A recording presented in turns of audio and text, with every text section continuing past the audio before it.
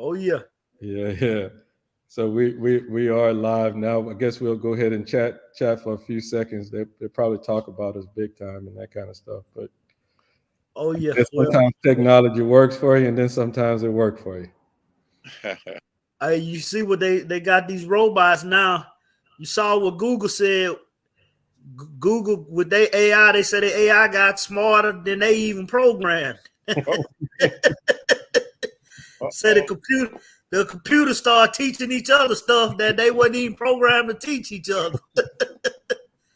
So that was, you got to be careful when you're dealing with artificial intelligence. You got, Yes, indeed. got that right. And that's real too, fellas. That is not joke. That's not a joke at all. Oh yeah, I know you know about it. But when I saw that, the CEO had to come out and said that they was pulling back on some of their technology because the computers has started teaching each other stuff. It was smarter than they were supposed to be. I tell you. That's I tell you, we got a couple of people in here, and I know we're running a little bit behind, so I guess we're gonna go ahead and get kicked off. Uh, for everybody out there in our space, first and foremost, we want to say thank you, and I apologize for somewhat of a delay, but we're gonna go ahead and jump right in here. Um, first and foremost, Coach Smith, we want to say thank you as we continue to improve our platform with the new sports page, CenlaGOAT, which you was the first person to be posted on the CenlaGOAT, Coach Smith. Yeah, we he say literally is too. That's another thing. So he literally is the CenlaGOAT. yeah, he is the CenlaGOAT. Yep. You was the first post on it. okay. UrbanCast and involved in it all we want to thank you for giving us another opportunity to interview you again, but for the first time as a member of the James Naismith Basketball Hall of Fame. It is with great sense of pride and a level of sheer excitement, Coach Smith, and I say that as being a student under you at Peabody in 1983-84, as a colleague in 1993 and 94, 95, and 96. Okay. Um, it is a sheer excitement that we welcome you back, Coach, for the for the few in our audience though who might not know you. Go ahead and introduce yourself, sir. Yes, my name is Charles Smith, and I've been teaching and coaching at Peabody for a very, very long time. I've been in Rapides Parish School System for 53 years, and I've been at Peabody since 1975 as a teacher and a coach.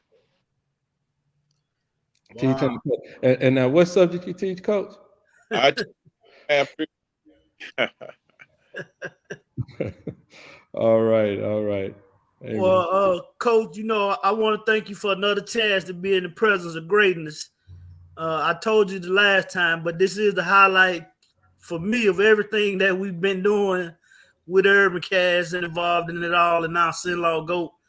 Uh, you know, it's an accomplishment for me to be able to sit down with you now as the first Hall of Famer in any sport or career path that I've had the pleasure to talk to. So it's taken my starstruckness to another level. Uh, so I want to thank you for that. But just tell us, what was your immediate thoughts and emotions when you realized you had officially become a member of the James Naismith Hall of Fame, the highest possible form of recognition for people involved in basketball in any role, whether that be a player, a contributor, or in your role as a coach? What were the immediate feelings when you realized that it was official? Well, the immediate feeling was just unbelievable. Uh, Never had it crossed my mind, growing up in rural Rapides Parish, a little town called Taylor Hill, that I would become mentioned in the same breath with some of the top basketball players of all time and coaches of all time with the Naismith Hall of Fame award. So it really, I just had to collect my thoughts, and I reflected back on my youth, growing up, as I said, in humble beginnings, And my mom and dad, I thought about them, the sacrifice that they had to go through in order for me to get to this position. But again, it's really a humbling, award. Okay. Okay. Coach Smith, being inducted into the Hall of Fame on any level is an amazing feat. As a person connected to Cenla, what do you feel this means to the citizens of our community? Well, I think just like myself, I don't think that Sinlaw has come to the realization of the power of this award. It is a powerful award. I mean, I've been placed right now. I'm currently in the Louisiana Coaches Hall of Fame. I'm in Louisiana Sports Hall of Fame, and I'm also in the National Coaches Hall of Fame. But when you get to the Naismith Hall of Fame, all basketball comes under that umbrella. You're talking about NBA basketball. You're talking about college basketball. You're talking about high school basketball, AAU basketball. So any type of basketball you can imagine, and get to the top of the mountain with the Naismith Award, it's really, as I said, I really can't imagine until I get to Springfield in August uh, the power of this award. So it's really mind-boggling, think about it. Okay, Coach. I'm sure being in Phoenix for the ceremony was amazing for you, but I'm quite sure you're a huge basketball fan like myself. So, what was it like for you to be in the presence and able to meet with the likes of Vince Sandin and Vince Carter, Chauncey Big Shot Billups, for the old school Laker fans, Michael Super Cooper, and then the great Simone Augustus? As a fan, what was that feeling like? Well, it was really flying in Phoenix. It was intimidating, knowing that you presence of greatness, really. Those names that you call off, Vince Carter, Michael Cooper, and even the great Jerry West, who the logo, he's called logo. So Yeah, you a company of these, it's kind of intimidating. But I felt reassured because when they introduced me, all of those guys uh, embraced me, saying that they respected me and they wish that their high school coach could be in this same position. So they respected me and appreciated me as a high school coach. yeah. One of the things I was telling Jack them, I think from my research, there's less than 20 high school coaches in the Naismith Hall of Fame. Uh, it's not a lot of coaches that actually make it to that level.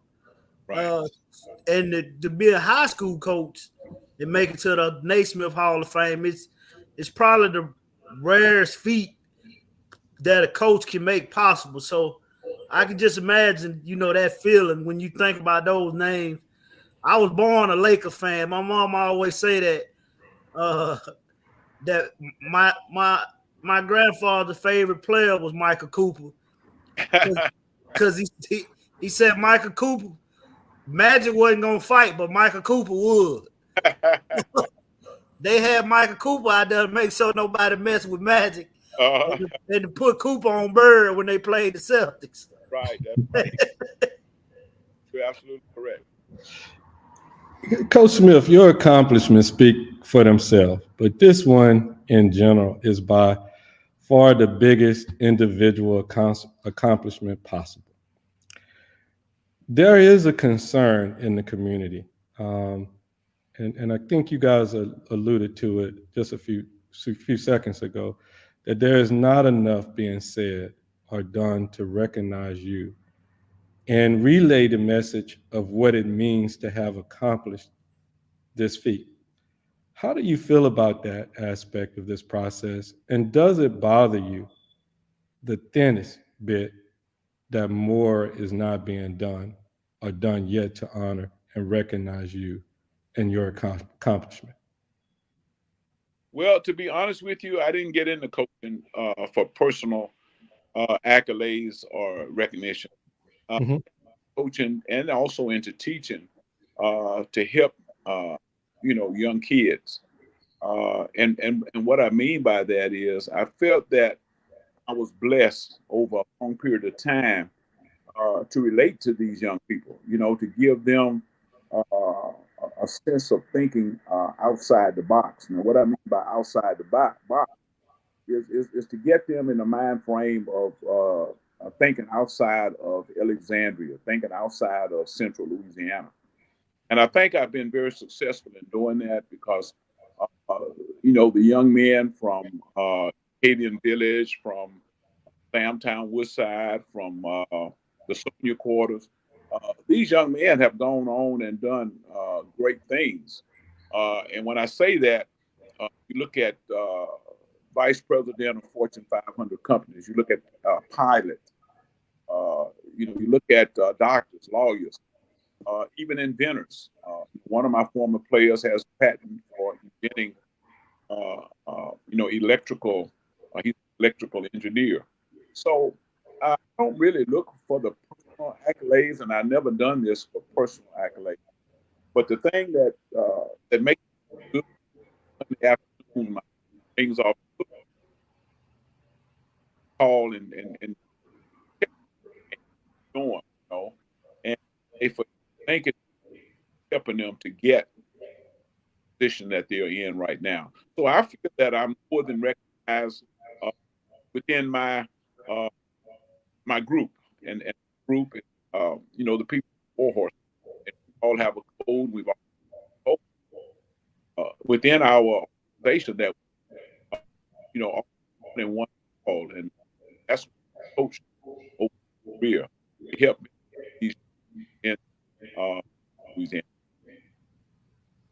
Yeah, and your former players, when we interviewed, it was amazing to hear those guys talk about the impact that you had on their lives, and how some of them even mentioned the fact that they grew up in single parent households, so you were a father figure to them. So it's great to hear when you say you don't do it for the personal thing, you do it for the kids, and that's the most important thing about coaching. Uh, Now let's talk a little bit about basketball. Okay. There's already a level of fear and intimidation your opponents face just by knowing they're facing off against Peabody in a 9-time state champion program. What does the fact now that when you face Peabody with their 9 state championships, that they also got a Hall of Fame coach that they're about to square off against? What level you think or of advantage does this provide you? Because as a coach, any advantage is beneficial. But what do you think it does to the opposing coach and his team and his approach and his game plan, knowing that not only is he going against Peabody and the legacy of Peabody, but now he's also got to face off against a Hall of Famer? Do you think that creates more fear, or does the circle around your name on their schedule gets bigger, and they kind of prepare their entire season for the opportunity to play against you guys and be able to compete against you and your program, with the fact that now you are a Naismith Hall of Famer? What do you think that provides?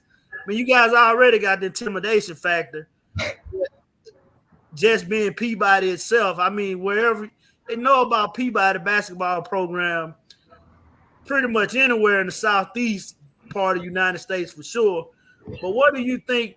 Do you think that gives you an additional advantage? Um, what's your thoughts on that? Now that they know not only they're playing Peabody, but I'm also looking at one of the few high school coaches that are actually in the Hall of Fame. Well, let me start off by correcting you. We are currently the state champs. We have 10 champions. That's right. I can't correct it. That's my ninth, but 10 overall. And I don't want to leave out the young men that worked hard this year. Uh, home a 10th state championship to Peabody High School. But no, as you're saying, uh, everybody knows that have played Peabody, seen number one, that that's number one. And I to carry myself and have my program to be representative of what high school basketball should be, or it actually should be. So, we did this. I care about the young men outside of basketball. I couldn't tell you the number of times I had to go. I all had to take 12 o'clock. I can take to the room during the day. I have to take them to the dentist. But that's all part of it. And I know a lot of coaches stand not getting paid to do that. Guys know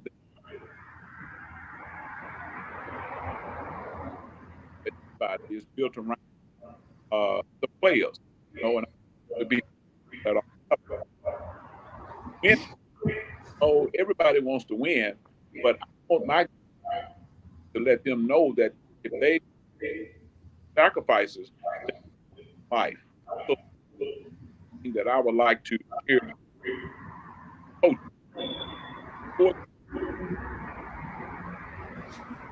Hey, Coach Smith. Best with the kid. Hey, Coach Smith, I didn't want to really interrupt you, but I think your mic might be a little bit too far away from you tonight. We're losing sound on you sometimes. Is that better? Oh, yeah, that's better. Okay, all right, okay. But that's the thing I want the coaches that are, compete against.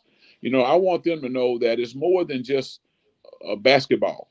I try to prepare these young men for life after basketball. Right. And the greatest player ever, Michael Jordan, he doesn't play anymore. But the thing about it is, he had the know-how and was encouraged about life after basketball. And I know he's living pretty good now, being a billionaire. But but that's what I tell guys all the time. Success is not money. Success is for you having a comfortable life, where you can enjoy what you're doing and have a family and for them to enjoy each other. So that's what I try to impress with my with my guys. Okay.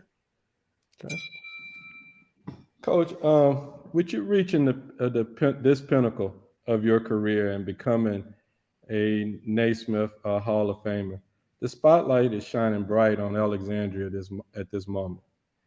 With Pineville High School reaching to the semis this last season, your prodigy over there at Alexandria Senior High, Ash, aka Ash, getting a win against you at the beginning of the season,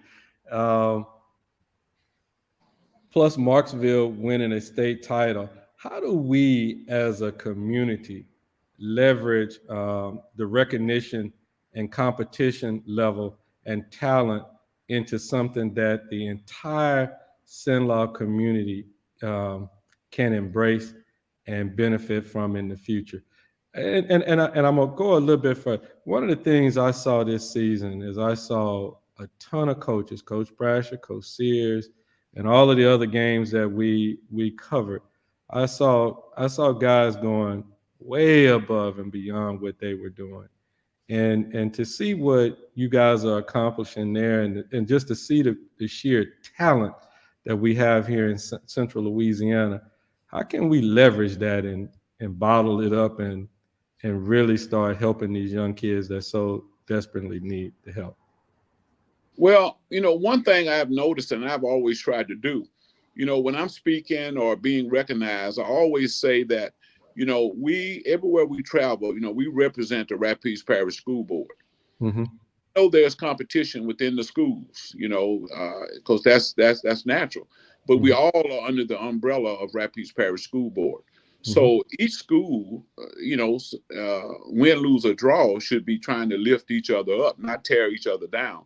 And you never have heard me or hear me say anything negative about any school in Rapides Parish. It's always going to be on a positive note because you're dealing with kids, kids, and we have to build each other up.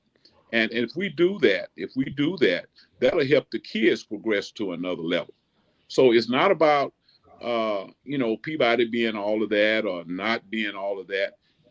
I mean, the name is Peabody, Ash, Pineville, Tioga, but you're still dealing with the students of Rapides Parish. Right. Coach. That's why you had that. That's why you're a Naismith Hall of Famer, Coach. Coach Smith, sometimes you go on a job interview and you don't get the job because they say you're overqualified. When we look at your resume as a basketball coach and everything that's on it at this point, you kind of in that category. You overqualified. I mean, there's nothing I can think of a coach doing that you have not done. I mean, you've won state titles, national titles. You've had several undefeated seasons. You've played players at every level of college and even had some to make it to the NBA. Right. And you are in every Hall of Fame you could possibly be in. I mean, you literally have done everything there is possible to do as it relates to basketball coaching. Is there something missing on your resume that you want to accomplish? And I know the answer to this already before I even ask you this, but has the thought crossed your mind that, okay, I've done it all. Maybe now the time for me to ride off into the sunset while I'm on top. Turn the program over to one of your players, such as Coach Ford, your assistant. Right. Or is the hunger there to continue to dominate in it? And is that overpowering in the thoughts of going out on top and retiring as the greatest to ever do it? Well, I never really thought of it in that way. You know, when I came into coaching at Peabody, the first 2 seasons were losing season. So nobody even knew about Coach Smith. But because of the young men that I worked with, I felt dedicated, to make them the best that they could be. You know, it wasn't about winning or losing. It was just to try to make them the best that they could be on and off the court. So once I get to that point where I feel that I'm not helping young people to do better, then I know it's time for me to move on. But I feel that I'm still making a difference. As you said, I've had boys to play at every level.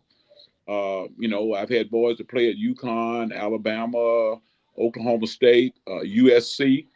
I can't name all the junior colleges, but I will say this: those that went to junior college went on to the 4-year schools and have degrees. So that's what I'm in it for. You know, I'm not in it for, as I said before, for any personal accolades. And I felt that by doing these things the correct way, that God blessed me with these other, recognitions. But I still feel that I'm effective on the basketball court. I feel that I'm effective in the classroom because I'm trying to inspire kids to become productive members of society. So in other words, you ain't going nowhere no time soon is what you say. Well, I can't guarantee that, you know. Well, as far as on the coaching side, as long as you physically able to do it, you're going to do it. Well, I had an interview the other night, and, I've been blessed. I've been blessed over my career to have good health, and hope God will continue to bless me with good health.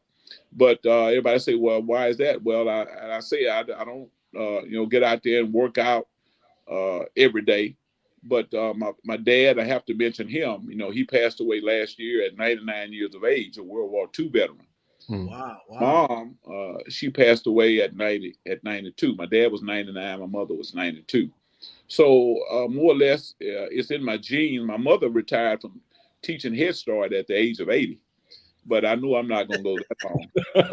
But, yeah, so I'm not doing anything that hasn't been done in my family. And my mother was the same way. I mean, she was a kid, a student person. She's always believed that you make the best of every day. And she was a firm believer in education. My daddy was a firm believer in hard work.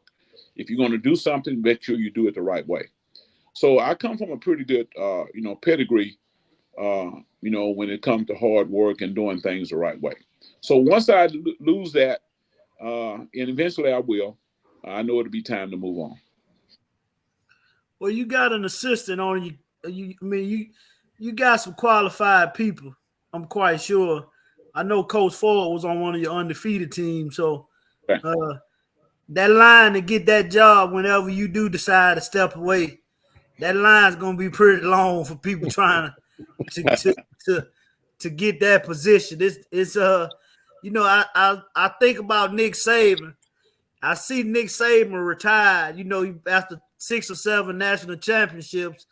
And I was telling my friend, I said, man, how long you think Nick Saban gonna be sitting in the booth talking about football before he get that urge to get back out there on the field? I said, I give him 1 season and he'll be taking over a program, either a professional team or a college program somewhere. Because, like you said, when you're dealing with when you helping kids and you turning them into young men and into productive citizens, that part of it is even a bigger driver than the wins and losses. When you still got the fire and the engine to create good men, to create productive members of society, I think that fire will burn way more longer than the win and loss aspect. So I see that in you as well. Like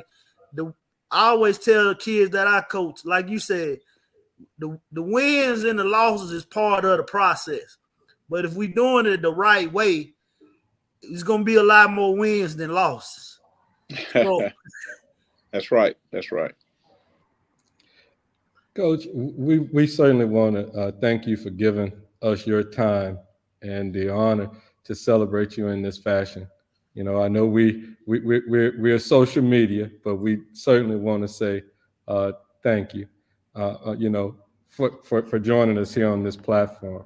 It is absolutely amazing that we have our very own Naismith Hall of Famer right here in Alexandria, Louisiana. We hope that the power, and I'm gonna be a little messy right now, Coach. I'll be just a tad bit, but it's okay. I'm gonna make some good trouble. We hope that the powers that be realize